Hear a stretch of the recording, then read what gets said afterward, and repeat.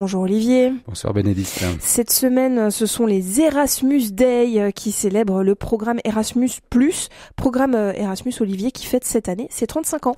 Et oui, Erasmus, c'est aujourd'hui le programme emblématique de l'Union européenne, on l'a à toutes les sauces. Pourtant, ce n'est pas sans difficulté que ce programme a vu le jour.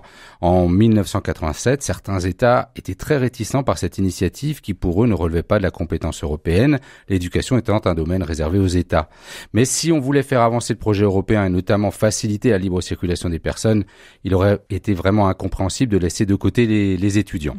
Alors ce programme, dont le nom provient du célèbre moine humaniste néerlandais Erasme, qui voyagea pendant de longues années à travers l'Europe pour s'enrichir des différentes cultures, devait rendre possible donc la poursuite des études dans un autre pays, alors que le système éducatif est différent et que les programmes sont parfois aussi également très différents.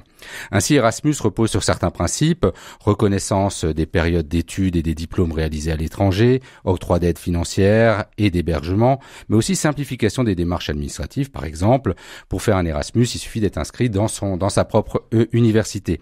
À sa création en 1987, le programme comptait 11 pays participants, les pays membres de l'époque, à peu de choses près, et c'est près de 3000 étudiants qui ont donc essuyé les plâtres. Donc ça, c'est en 1987, mais qu'est-ce qu'il en est aujourd'hui ? Alors aujourd'hui, Erasmus a donc bien grandi et est donc devenu une véritable institution, et contrairement à une idée reçue véhiculée notamment par le film L'Auberge espagnole de Cédric Lapiche, le programme Erasmus+ n'est plus seulement réservé aux étudiants.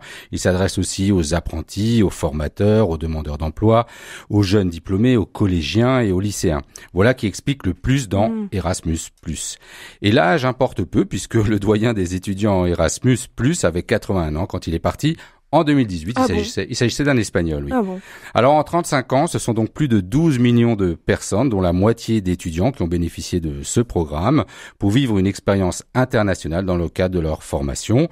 En France, 600 000 personnes ont bénéficié d'une mobilité financée par Erasmus+, entre 2014 et 2020, dont près de 180 000 étudiants et 168 000 jeunes ayant fait un stage à l'étranger. Bon, s'il n'y a pas de limite d'âge, je vais peut-être me lancer dans un programme Erasmus, Olivier.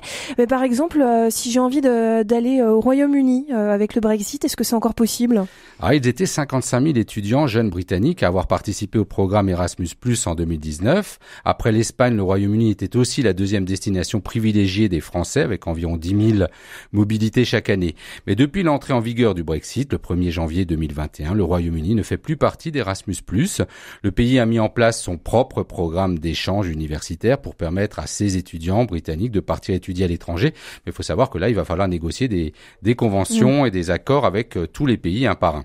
On compte donc désormais 33 pays qui participent à toutes les actions du programme Erasmus+, les 27 États membres de l'Union européenne, ainsi que l'Islande, le Liechtenstein, la Macédoine du Nord, la Norvège, la Serbie et la Turquie. Et quelles sont les motivations nécessaires alors pour faire un Erasmus ?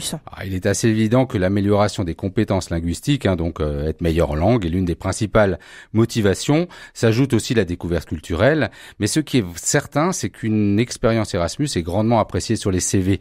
Plusieurs études ont démontré que les compétences acquises grâce à Erasmus permettent un accès plus rapide à un premier emploi. Mais tout n'est pas rose non plus. Et même si de gros progrès ont été réalisés, les participants au programme demeurent majoritairement des jeunes issus de milieux favorisés. Quelles en sont les raisons ? Alors les raisons, malgré les bourses, les autres aides, les freins économiques restent nombreux. Difficulté de trouver un travail dans le pays d'accueil si on manque un peu d'argent, peur de ne pas retrouver son logement à son retour, auquel s'ajoutent aussi des freins psychologiques, peur de l'inconnu, de la solitude, de l'éloignement de ses proches, des peurs souvent plus importantes chez des jeunes issus de milieux défavorisés, moins habitués à voyager à l'étranger.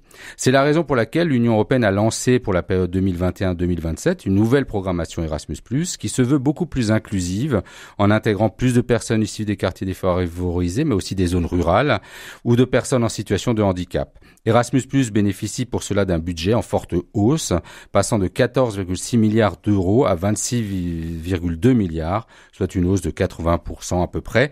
L'objectif étant d'atteindre 10 millions de mobilités européennes supplémentaires en 7 ans. Alors à titre de comparaison, il aura fallu 30 ans d'Erasmus pour arriver à ce chiffre de 10 millions.